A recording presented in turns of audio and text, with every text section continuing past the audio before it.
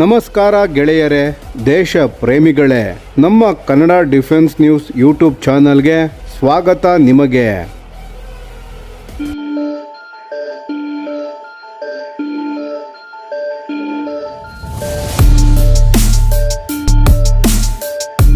ಭಾರತೀಯ ವಾಯುಪಡೆಯ ಬಗ್ಗೆ ಹೆಮ್ಮೆಯ ಸುದ್ದಿಯೊಂದು ಹೊರಬಿದ್ದಿದೆ. 2026ರ world directory of modern military aircraft WDMMA global air powers rankings ಗಳ ಪ್ರಕಾರ ಇಂಡಿಯನ್ ಏರ್ ಫೋರ್ಸ್ IAF ವಿಶ್ವದ ಅತ್ಯಂತ ಶಕ್ತಿಶಾಲಿ ವಾಯುಪಡೆಗಳ ಪಟ್ಟಿಯಲ್ಲಿ 6ನೇ ಸ್ಥಾನವನ್ನು ಪಡೆದುಕೊಂಡಿದೆ.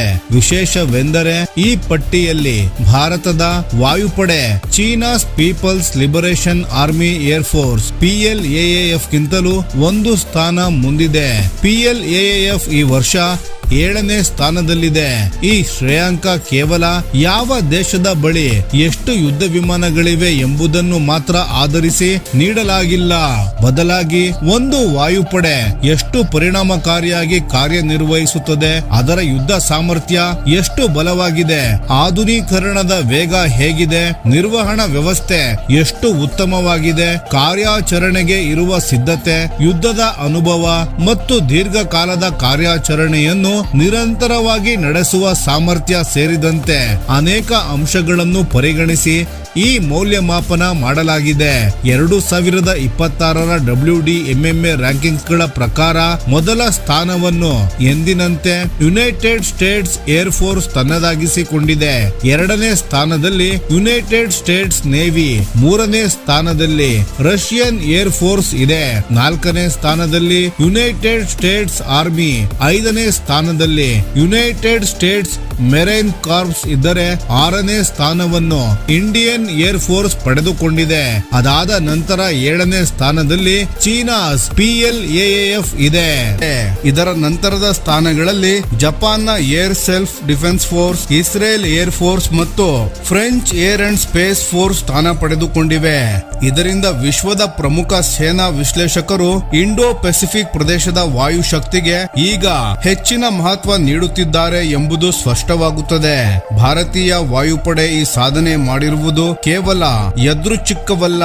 ಕಳೆದ ಕೆಲವು ವರ್ಷಗಳಿಂದ IAF ಅತ್ಯಂತ ವೇಗವಾಗಿ ತನ್ನ ಸಾಮರ್ಥ್ಯವನ್ನು ಹೆಚ್ಚಿಸಿಕೊಳ್ಳುತ್ತಿದೆ. ಈಗಾಗಲೇ LCA ತೇಜಸ್ MK1A ಯುದ್ಧ ವಿಮಾನಗಳ ಸೇರ್ಪಡೆ ಆರಂಭವಾಗಿದ್ದು, ರಫೇಲ್ ಯುದ್ಧ ವಿಮಾನಗಳ ಸಾಮರ್ಥ್ಯವನ್ನು ಇನ್ನಷ್ಟು ವಿಸ್ತರಿಸಲಾಗುತ್ತಿದೆ. ಜೊತೆಗೆ Su-30 MKI ಯುದ್ಧ ವಿಮಾನಗಳನ್ನು ಸೂಪರ್ ಸುಕೋಯ್ ಪ್ರೋಗ್ರಾಂನ ಅಡಿಯಲ್ಲಿ ಅತ್ಯಾಧುನಿಕ ತಂತ್ರಜ್ಞಾನಗಳಿಂದ ನವೀಕರಿಸಲಾಗುತ್ತಿದೆ. ಮುಂದಿನ ದಿನಗಳಲ್ಲಿ ತೇಜಸ್ MK2 5ನೇ ತಲೆಮಾರಿನ AMCA advanced medium combat aircraft ಹಾಗೂ ಹೊಸ ಏರ್ಬೋರ್ನೆ ಅರ್ಲಿ ವಾರ್ನಿಂಗ್ ಏರ್ಕ್ರಾಫ್ಟ್ ಮತ್ತು ಏರಿಯಲ್ ರಿಫ್ಯೂಯಲರ್ಸ್ ಭಾರತೀಯ ವಾಯುಪಡೆಯಲ್ಲಿ ಸೇರ್ಪಡೆಯಾಗಲಿವೆ. ಇವುಗಳೆಲ್ಲವೂ ಭಾರತೀಯ ವಾಯುಪಡೆಯ ದೀರ್ಘಕಾಲೀನ ಯುದ್ಧ ಸಾಮರ್ಥ್ಯವನ್ನು ಇನ್ನಷ್ಟು ಬಲಪಡಿಸಲಿವೆ. ಇದರ ಜೊತೆಗೆ ಭಾರತೀಯ ವಾಯುಪಡೆಯ ಮತ್ತೊಂದು ದೊಡ್ಡ ಶಕ್ತಿ ಅದರ ಕಾರ್ಯಾಚರಣೆಯ ಅನುಭವವಾಗಿದೆ. ವಿಶ್ವದ ಅನೇಕ ವಾಯುಪಡೆಗಳಿಗೆ ಹೋಲಿಸಿದರೆ IAF ಹಲವು ದಶಕಗಳ ಅನುಭವವನ್ನು ಹೊಂದಿದೆ. ಹಿಮಾಲಯದ ಅತ್ಯಂತ ಎತ್ತರದ ಪ್ರದೇಶಗಳಿಂದ ಹಿಡಿದು ಹಿಂದೂ ಮಹಾಸಾಗರದ ಸಮುದ್ರ ವ್ಯಾಪ್ತಿಯವರೆಗೂ ವಿವಿಧ ಪರಿಸ್ಥಿತಿಗಳಲ್ಲಿ ಯಶಸ್ವಿಯಾಗಿ ಕಾರ್ಯಾಚರಣೆ ನಡೆಸಿದೆ. ಅಷ್ಟೇ ಅಲ್ಲದೆ ಅಮೆರಿಕ, ಫ್ರಾನ್ಸ್, ಜಪಾನ್, ಆಸ್ಟ್ರೇಲಿಯಾ ಸೇರಿದಂತೆ ಅನೇಕ ಪ್ರಮುಖ ರಾಷ್ಟ್ರಗಳೊಂದಿಗೆ ಜಂಟಿ ವಾಯು ಸಮರಾಭ್ಯಾಸಗಳಲ್ಲಿ ಭಾಗವಹಿಸಿರುವುದರಿಂದ ಭಾರತೀಯ ಪೈಲಟ್ಗಳು ಮತ್ತು ವಾಯುಪಡೆಯ ಕಾರ್ಯಾಚರಣೆಯ ಸಾಮರ್ಥ್ಯ ಮತ್ತಷ್ಟು ಅಭಿವೃದ್ಧಿಯಾಗಿದೆ. ಇತ್ತೀಚಿನ ವರ್ಷಗಳಲ್ಲಿ ಭಾರತ ನೆಟ್ವರ್ಕ್ ಸೆಂಟ್ರಿಕ್ ವಾರ್ಫೇರ್ ಸಾಮರ್ಥ್ಯಕ್ಕೂ ಹೆಚ್ಚಿನ ಆದ್ಯತೆ ನೀಡಿದೆ. Integrated air command and control system IACCS, ಅತ್ಯಾಧುನಿಕ S-400 triumph air defence system, ಸ್ವದೇಶಿ ರಡಾರ್ಗಳು, ಕ್ಷಿಪಣಿಗಳು ಹಾಗೂ ಎಲೆಕ್ಟ್ರಾನಿಕ್ ವಾರ್ಫೇರ್ ವ್ಯವಸ್ಥೆಗಳ ಅಭಿವೃದ್ಧಿಯಿಂದ ಭಾರತದ ವಾಯು ರಕ್ಷಣಾ ವ್ಯವಸ್ಥೆ ಇನ್ನಷ್ಟು ಬಲಿಷ್ಠವಾಗಿದೆ. ಇನ್ನೊಂದೆಡೆ ಚೀನಾದ PLAAF ಕೂಡ ವೇಗವಾಗಿ ತನ್ನ ಸೇನಾ ಸಾಮರ್ಥ್ಯವನ್ನು ವಿಸ್ತರಿಸುತ್ತಿದೆ. J-20 ಸ್ಟೆಲ್ತ್ ಫೈಟರ್ ಜೆಟ್, ಹೊಸ ಏರ್ಬೋರ್ನೆ ಅರ್ಲಿ ವಾರ್ನಿಂಗ್ ಏರ್ಕ್ರಾಫ್ಟ್, ಹೆಚ್ಚಿನ ಸಂಖ್ಯೆಯ ಸ್ಟ್ರಾಟಜಿಕ್ ಟ್ರಾನ್ಸ್ಪೋರ್ಟ್ ಏರ್ಕ್ರಾಫ್ಟ್ ಮತ್ತು ಟ್ಯಾಂಕರ್ ಏರ್ಕ್ರಾಫ್ಟ್ ಗಳನ್ನು ಸೇರ್ಪಡೆ ಮಾಡಿಕೊಳ್ಳುತ್ತಿದೆ. ಜೊತೆಗೆ ವಿಶ್ವದಲ್ಲೇ ಅತಿ ದೊಡ್ಡ ಯುದ್ಧ ವಿಮಾನಗಳ ಪೈಕಿ ಒಂದಾದ ದೊಡ್ಡ ವಿಮಾನ ಪಡೆಯನ್ನು ಹೊಂದಿದೆ. ಆದರೆ WDMMA ನೀಡುವ ಶ್ರೇಯಾಂಕ ಕೇವಲ ಯುದ್ಧ ವಿಮಾನಗಳ ಸಂಖ್ಯೆಯನ್ನು ಮಾತ್ರ ಪರಿಗಣಿಸುವುದಿಲ್ಲ. ಯುದ್ಧದ ಸಿದ್ಧತೆ, ನಿರಂತರ ಕಾರ್ಯಾಚರಣೆ ನಡೆಸುವ ಸಾಮರ್ಥ್ಯ, ತಾಂತ್ರಿಕ ನಿರ್ವಹಣೆ, ಕಾರ್ಯಾಚರಣೆಯ ಪರಿಪಕ್ವತೆ ಮತ್ತು ಒಟ್ಟಾರೆ ಯುದ್ಧ ಪರಿಣಾಮಕಾರಿತ್ವಕ್ಕೆ ಹೆಚ್ಚಿನ ಮಹತ್ವ ನೀಡುತ್ತದೆ. ಇದೇ ಕಾರಣದಿಂದ ಭಾರತ ಈ ಬಾರಿ ಚೀನಾವನ್ನು ಹಿಂದಿಕ್ಕಿ 6ನೇ ಸ್ಥಾನವನ್ನು ಪಡೆಯಲು ಯಶಸ್ವಿಯಾಗಿದೆ. ಆದಾಗ್ಯೂ ಇಂತಹ ಜಾಗತಿಕ ಶ್ರೇಯಾಂಕಗಳು ಅಂತಿಮ ಯುದ್ಧ ಫಲಿತಾಂಶವನ್ನು ನಿರ್ಧರಿಸುವ ಮಾನದಂಡಗಳಲ್ಲ ಎಂಬುದನ್ನು ಕೂಡ ಗಮನಿಸಬೇಕು. ಯುದ್ಧದ ಫಲಿತಾಂಶವು ಪರಿಸ್ಥಿತಿ, ತಂತ್ರ, ನಾಯಕತ್ವ ಮತ್ತು ಹಲವು ಇತರ ಅಂಶಗಳ ಮೇಲೆ ಅವಲಂಬಿತವಾಗಿರುತ್ತದೆ. ಆದರೂ ಇಂತಹ ಶ್ರೇಯಾಂಕಗಳು ವಿಶ್ವದ ರಕ್ಷಣಾ ವಲಯದಲ್ಲಿ ಒಂದು ದೇಶದ ವಾಯುಪಡೆಯ ಸಾಮರ್ಥ್ಯವನ್ನು ಹೇಗೆ ಪರಿಗಣಿಸಲಾಗುತ್ತಿದೆ ಎಂಬುದಕ್ಕೆ ಪ್ರಮುಖ ಸೂಚಕಗಳಾಗಿವೆ.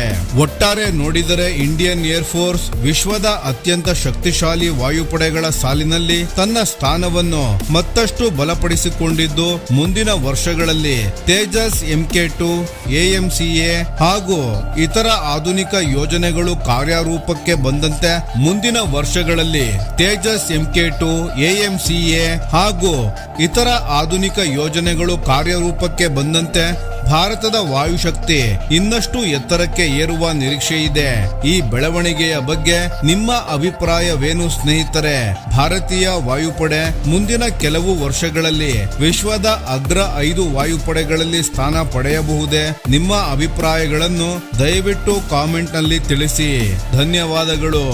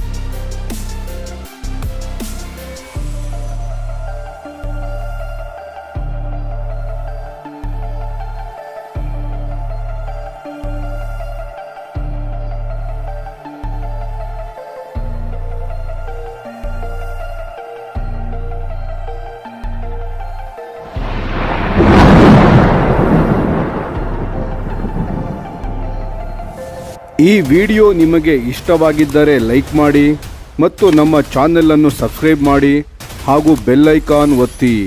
ಯಾವ ಅಪ್ಡೇಟ್ಗೂ ಮಿಸ್ ಆಗಬೇಡಿ. ಡಿಫೆನ್ಸ್ ಸುದ್ದಿಗಳನ್ನು ತ್ವರಿತವಾಗಿ ಪಡೆಯಿರಿ. ನಿಮ್ಮ ಬೆಂಬಲವೇ ನಮ್ಮ ಶಕ್ತಿ. ಭಾರತ ಬಲಿಷ್ಠವಾಗಲಿ ಎಂದು ಆಶಿಸುತ್ತಾ ಭಾರತ ಮಾತೆಗೆ ಜೈ. ಧನ್ಯವಾದಗಳು.